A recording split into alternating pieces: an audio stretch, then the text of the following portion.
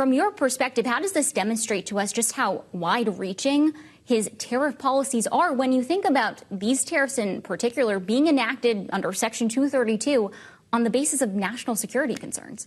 Thank you, Tyler, for having me. And you're right. There is a bigger picture here. I mean, directly, this is going to contribute to inflation. It's going to make things more expensive for other businesses, more expensive for consumers. And if it doesn't get passed through fully to inflation, it'll draw down profits and margins for the companies. But the bigger picture is one of governance problems, both domestically and internationally, that the president has declared emergencies, and the emergencies don't necessarily tie to what the law says. I mean, there's no way that steel flatware is a national security issue. Even if 1 million Chinese picked up steel knives, it would still not be a national security issue, as the law reads.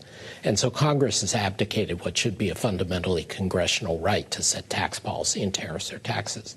And also, because he's doing it through emergency powers instead of congressional hearings, it's all very uncertain. So in the previous lead-up, you were talking about, your colleague Bostic was talking about Intel. You know, it shouldn't be a matter of day-to-day whether a president or a secretary of commerce says this is a good stock to buy, like he did about various companies, including Tesla at one point. It shouldn't be the U.S. government saying that.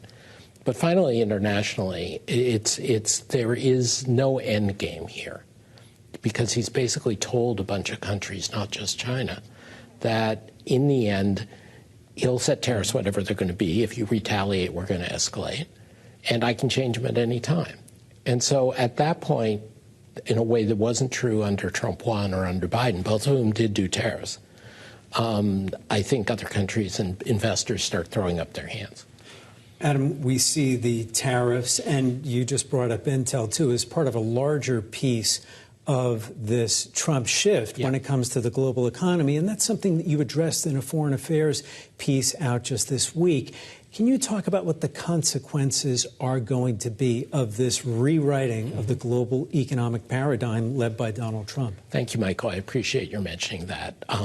We published, it came out today in Foreign Affairs, a piece called The New Economic Geography. I shouldn't say we, it's my responsibility, it's my piece. And the basic point is, when we focus very narrowly on tariffs or on bilateral trade balances, as the Trump administration does, you don't see the full picture.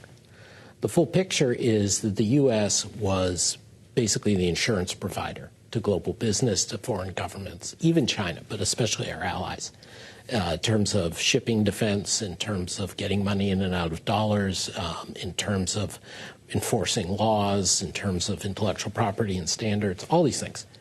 And the U.S. government collected premium for this.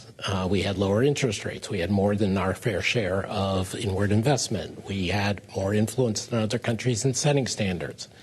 And the Trump people have decided that, no, we were getting ripped off. This was a bad deal, and we're just going to push hard. And we're going to move from being an insurer to being an extractor. We're going to crunch down what coverage we offer. We're going to massively increase the premium, and we're just going to keep charging until we can't get any more out. And people like Secretary Bessent or others in the administration will say this is just a rebalancing. This is just, if they accept the insurance analogy, they're just repricing it. My view is, and we're already starting to see this, is people are going to choose to self-insure or go to other insurers, not rely on the U.S. when they're doing this. There are some countries like Japan or Mexico that have no choice. But even there, the households, the investors will change. And then other countries that do have a choice, like East Asia, parts of Europe, they're going to shift. And we're already seeing that in weaker dollar. We're already seeing that in higher interest rates on U.S. Treasuries. We're already seeing that in some of these investment decisions that countries are making. So you get the big ticket Intel announcement that you rightly reported on, but then you don't see all the things where China or Europe gets the opportunities in Indonesia or Turkey that the U.S. used to. In just our final minute that we have left with you, I want to zone in on China, because this has, of course, been a really big focal point of the administration, as you've been outlining. So what is the #1 path here that the White House could take to remain competitive with China, but also make sure that there aren't these sort of consequences that you're outlining? Well, the irony, Tyler, of what they're doing, in my view, is China's actually going to be the least harmed, the least affected, whereas it's our allies like Japan, UK, Mexico, Canada that are going to be worst hit.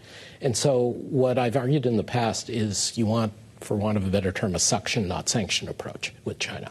Instead of trying to keep them down, you try and make it attractive for things to leave China, ideas, people, investment, and that puts pressure on the Chinese regime and it benefits us, instead of trying to bottle them up and making them mad at us.